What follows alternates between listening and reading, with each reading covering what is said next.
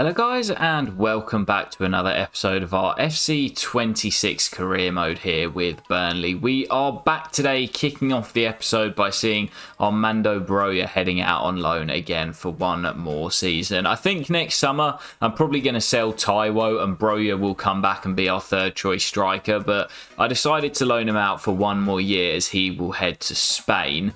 We've got loads to come today as we're going to close out the summer transfer window where I'll expect us to make 2, maybe even 3 more signings before the window shuts. And we're also going to be kicking off today with the Carabao Cup second round as we take on Blackpool, who I think we played in the second round last year, if I'm not mistaken.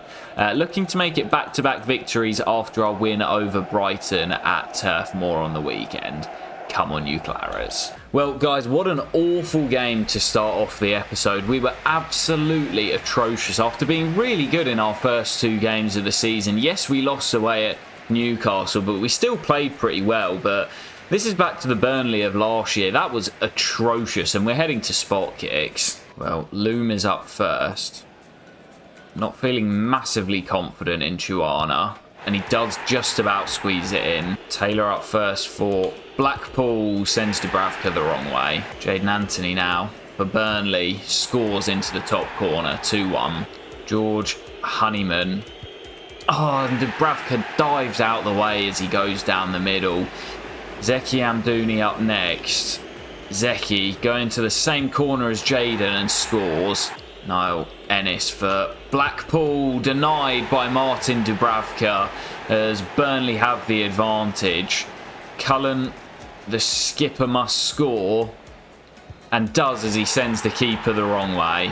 Well, this could do it as Josh Bowler steps up to take the next pen. Bowler sends Dubravka the opposite direction, and Hannibal will have the chance to win it. It is the Tunisian Hannibal to spare our blushes, and despite Ravizoli going the right way, we are through. 5 from 5 on the spot kicks, but we were awful tonight. Well, as we get back to the menus, let's find out who it's going to be in the third round of the League Cup. I'm hoping for another EFL side because we've not had a huge amount of luck in the cup draws. And is this glitched or something?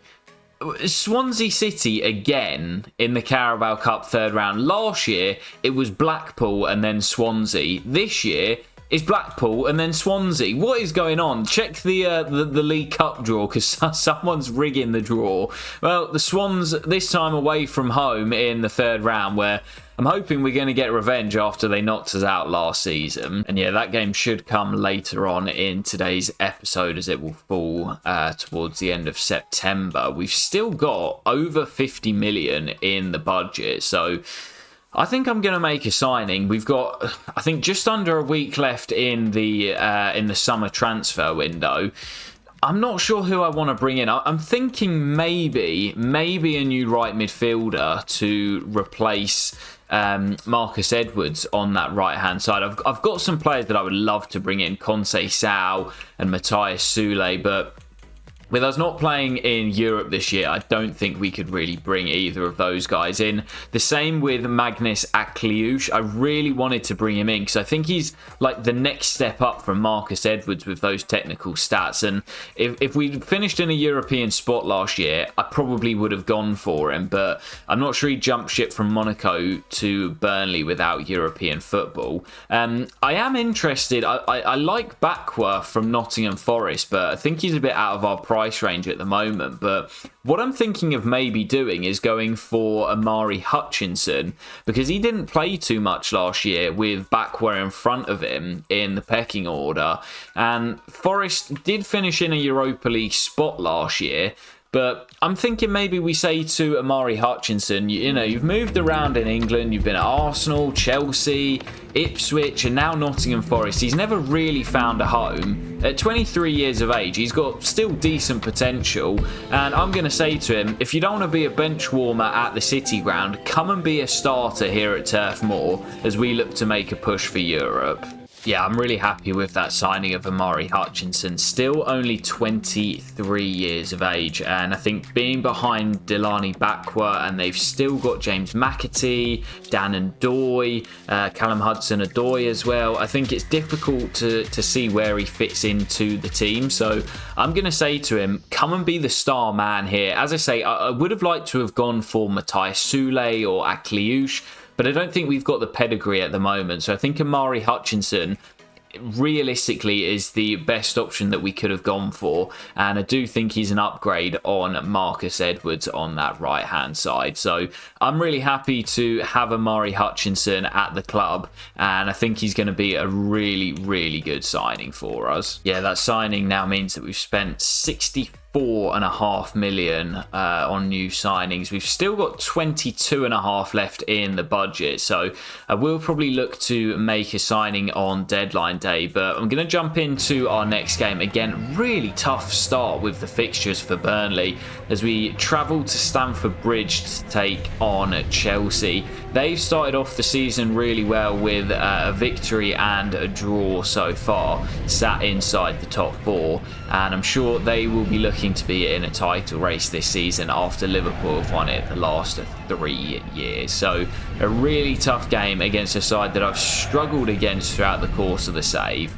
Come on, you Clarets. Yeah, I'd certainly take a point in this game here, and I think we've got Manchester City up next. So our tough start to the season continuing, and that win against Brighton is looking ever more important as we look at the run of fixtures that we've got coming up, as I think it could be a while until we get our next win. But it's a promising start on the front foot, looking to get at that Chelsea backline.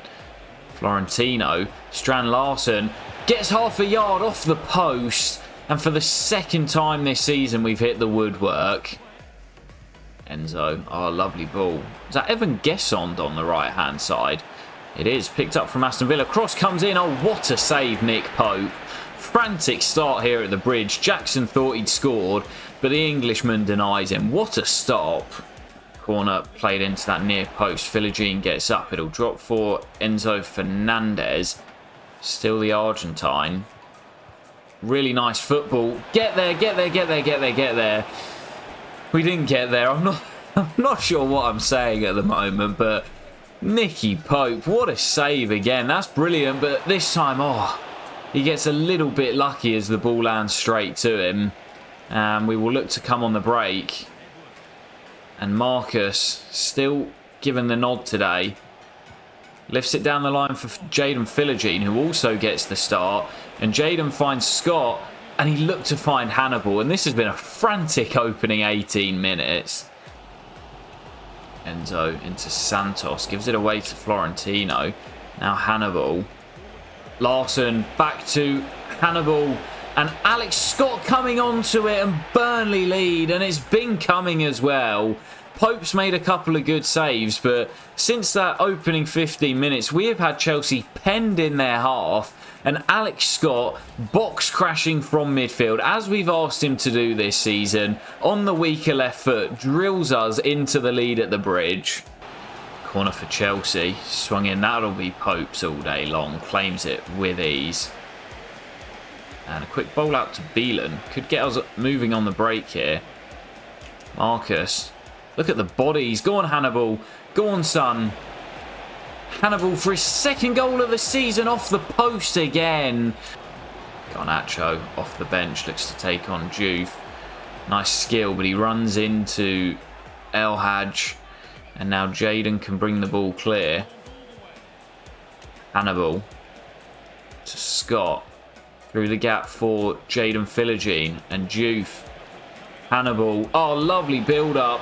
And Juve in. El Hadj Juve this time doesn't miss like Hannibal did earlier. And Chelsea double their lead at the bridge. This will be a huge statement victory as our left-back gets his second goal in claret and blue. Both of them coming away from home in London. And we look set for a massive victory on the road. Well, there's the whistle, and what a result for Burnley. And I said before this game, we didn't quite have the pedigree to go after the likes of Matthias Sule and Akliouche, and maybe this victory here has just shown that we do. Of course, we'll have to try and get into some form of European competition for next year to help kind of improve our pedigree, but this certainly helps. A massive win domestically at the Bridge as we claim all 3 points in the capital. And as we're into transfer deadline day, guys, I'm expecting quite a quiet one. We might get a few bids coming in, but I don't think I'm going to let anyone go, not on deadline day, without a replacement lined up. So I might look to bring in one more player for the squad, but it's not going to be a particularly flashy signing. Yeah, and I'd like to bring in a centre-back as well, as we've only got 3 at the club at the moment. I wanted to bring in Jeremy, but of course he's gone back to France. I'm looking for more of a squad player than a real starter. So I'm not really sure who to go for, and I might just bring back Big JT, James Tarkowski. He cannot run, but it was never really his game anyway, even in his prime. He's 34 now, so of course he's going to start rapidly decreasing in stats and overall, but I might just bring him back as a squad player, man. He's loved by the Burnley fans. He's not going to cost us a lot of money. I say we bring him back to Turf Moor. Yeah, as I say, it's not the flashiest of signings that, and he's going to decrease pretty rapidly, but James Tarkowski is well loved at Turf Moor, and as you look at our defenders now, we've got of course Esteve and Beelan as our 2 starters, and JT and Bash as our backups, who are both more than capable to step in if Beelan or Maxime need a rest, or if it's a cup fixture. So yeah, that's going to do it for transfer deadline day. There were some crazy deals going through, as you can see here. Hugo Ekitike has left Liverpool to join their domestic rivals Arsenal for 110.6 million. Ferran Torres has left Barcelona to join Chelsea, who we just defeated, for just shy of 80 million. And Ibrahima Konate joins Tottenham from Paris Saint-Germain for 76.2 million. So some crazy deals on transfer deadline day, but that is going to do it for the summer window. I'm really happy with our business, and we've now got 3 more scouting updates. Yeah, from Chile, we've still got some decent players in the scouting pool, and we may have found an absolute gem. Alberto Pardo looks absolutely phenomenal. I assume he's going to have potential to be special, which he does, and he is going straight in my basket. Get in the academy, son. He looks fantastic. From Japan, we'll keep the scouting on these 2 fullbacks for now. And from Malta, still looking for an absolute superstar, but these 3 guys here could be okay. And yeah, quick look at the lad, Pardo. He looks phenomenal. Look at his stats already. 66 overall. And he's got block, anticipate, and enforcer playstyles. He looks amazing. And I will definitely be loaning him out in January. But yeah, it's always nice when you get a really good youth academy player early on in the scouting mission, because I could get nobody else now from Chile and it will still be a successful scouting mission. So thank you to, I'm not sure who it was who left the comment asking for Chile to be scouted, but you have just unearthed an absolute gem. But we'll jump into our next game. I've already mentioned it's been a really tough start, but what a start it's been for Burnley. Currently sat in 5th place, 2 wins and 1 defeat in our opening 3. And as we take on Manchester City at home at Turf Moor, they are undefeated as they look to try and dislodge Liverpool, who have won the last 3 titles. It's going to be a really tough game against no longer Pep Guardiola's Manchester City. They've got a new regen manager in the game, and he's had a pretty decent start to the campaign. So I'm expecting this to be a tough game. Come on, you Clarets. Beelan, terrible pass. Masters of our own downfall here as Doku takes on Jackson, who's carrying that knock. Cross comes in, Juve does well. Doku does better as Doku finds Erling Haaland. It's wonderful. It's a wonderful goal from the big man, and I can never keep him quiet. His first of the campaign, a slow start from him by his standards, and well, we've defended well for 40 minutes, but the first shot on our goal has led to the opening goal. We've not been terrible today, not by any stretch of the imagination, just haven't really caused any problems for that City backline. As Juve sent down the left, lovely build up, and Juve into Larson, and Akanji in the way. 27 to play as we try and hunt an equalising goal. Well, that's going to do it, guys, and we've been better in front of goal this season, but this is Manchester City at the end of the day. Not every game is going to be an absolute cracker, and I don't mind that because not every game in real life is, but we've certainly seen better gameplay to kick off the season. This was a quieter game, and Erling Haaland's goal is the difference between the two sides, but it's not really the sort of game that I'm expecting us to get anything out of, even 3 seasons into the save. It's still Manchester City at the end of the day. But as we head straight into our next game, away at the G-Tech as we take on Brentford. I think Keith Andrews is still there in the save, and we have always had fantastic clashes against Keith's side. So I'm hoping this is going to be another classic and that we can be on the right side of the result. Come on, you Clarets. Rudoni wins the header. Strand Larson finds Amari Hutchinson. Back to Strand Larson, who gets there, brings it down, shoots. And James Trafford in between the sticks for Brentford makes the save, which is annoying because my plan was to bring in James Trafford next season after he'd spent a few years warming the bench at Manchester City, but now he's moved to Brentford. I suppose if they have a poor season and we're back in Europe, we can maybe tempt him back with a move. Well, second half's underway here. Really poor first period as Amari through the gap for Rudoni. And Strand Larson in the middle. It'll drop for Hutchinson. And it's great defending by Vandenberg as Hutchinson raced onto the loose ball. And Rudoni will swing the corner in. Estev goes up. Difficult header coming away from goal. And it's over the top. But yeah, this will feel like 2 points dropped if we don't get the win here after what's been a really good start to the season. Estev gives it away. It's exactly how we conceded against Man City. Pope's got to come and does well on the closeout, but that's poor again from us, giving the ball away. Florentino into Amari Hutchinson. Juve with Koleosho with him. And Koleosho to Amari Hutchinson!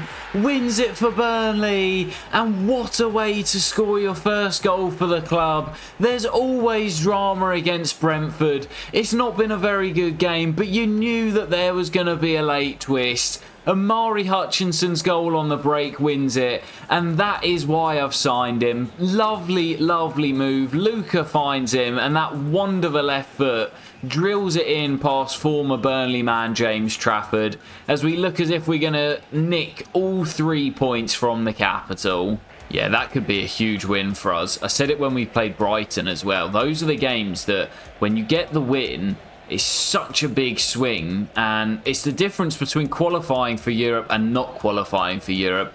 In Season 1 and even last year, we'd have said, okay, a point on the road is not a terrible result, but now that we want to get into either the Conference or Europa League, we've got to be winning these games, and that's exactly what we've done late on through Amari Hutchinson. We'll jump into our next game. It may be the final one of the episode. We may squeeze in the Villa game in the league, but it is a trip to Wales as we take on Swansea in the 3rd round of the Carabao Cup. I wouldn't mind going on a little cup run here, so I'm going to field a relatively strengthened side. Come on, you Clarets. Amari, great work defensively, winning that ball back. He's carried on his run there. Oh, it's lovely football. It's liquid. And Marcus Edwards in behind. Finishes as well. he's still got a place in this team, Marcus Edwards, and with Amari being able to play in the number 10, as we've done here today, we can get both of them in the team if we want to, and with Philogene and Scott still down, we are a little bit short on numbers at the moment, and Edwards, given the nod today, gives us the lead. Come on, someone engage. Someone engage, lads. Someone engage. Oh, what a save, Martin Dubravka. That is low and right down at his feet, and he had to get down to make the stop as the corner comes in and Juve heads away. But good pressure from this from Swansea at the start of the second half as Dubravka in the way again through a crowd of bodies. And Amari has it again and finds Juve. Down the left-hand side, picks out Marcus Edwards coming in for 2. What an assist by Juve. Go and find... No, he's not. He doesn't want to celebrate with him. That was a wonderful goal as Juve drilled it into the middle. It wasn't actually who I was looking to pick out, but Edwards coming in at the back post doubles the lead, and we look set for the 4th round. Yep, that's going to do it here in South Wales as we will hold on for our revenge. Dumped out of the cup last year by the Swans at Turf Moor, but this year in Wales we get the job done and will progress to the 4th round. As I've said, I wouldn't mind a little cup run. I would love to end that wait for a major honour, and if it's the Carabao Cup, it worked for Newcastle, it will work for me too. Well, as we get back to the menus, there was an injury for Bashir Humphreys, but it is just a 5-day bruise. Yeah, we're going to close out by taking a look who it will be in the 4th round of the League Cup. We've had a pretty good start to the campaign. Currently sat in 7th, which is where we want to be come the end of the season. But of course, it's very tight in the early stages. But in the Carabao Cup 4th round, we will be taking on... Come on, give me another EFL side. No, it's Chelsea away at the Bridge. Well, we've just beaten them at the Bridge, to be fair, and we played really well, but... Yeah, okay, I think our progress might be ending there. There's always the FA Cup. That'll do it for today's video, guys. We've had a really productive episode closing out the summer window. I think the signing of Amari Hutchinson is a really good one, and bringing back James Tarkowski as well, who picked up a clean sheet in his 2nd debut for the club in that previous game. I think that's 2 really good signings alongside Philogene and Jackson, who came in the previous episode.